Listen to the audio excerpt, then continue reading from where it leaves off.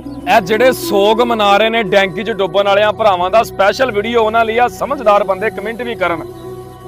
ਕਹਿੰਦਾ ਕਿ ਝੂਠਾ ਸੋਗ ਮਨਾਉਣ ਦਾ ਫਾਇਦਾ, 2 ਘੜੀਆਂ ਕੁਰਲਾਣ ਦਾ ਫਾਇਦਾ, ਜੇ ਨਹੀਂ ਡੱਕਣਾ ਏਜੰਟਾਂ ਨੂੰ ਐਵੇਂ ਰੌਲਾ ਪਾਣ ਦਾ ਫਾਇਦਾ, ਮਾਪੇ ਵੀਰ ਤੇ ਭੈਣਾਂ ਛੱਡ ਕੇ ਲੈਣ ਗਿਆ ਯੂਨਾਨ ਦਾ ਫਾਇਦਾ। ਹਾਏ ਹਾਏ ਹਾਏ, ਮਾਪੇ ਵੀਰ ਤੇ ਭੈਣਾਂ ਛੱਡ ਕੇ ਲੈਣ ਗਿਆ ਯੂਨਾਨ ਦਾ ਫਾਇਦਾ।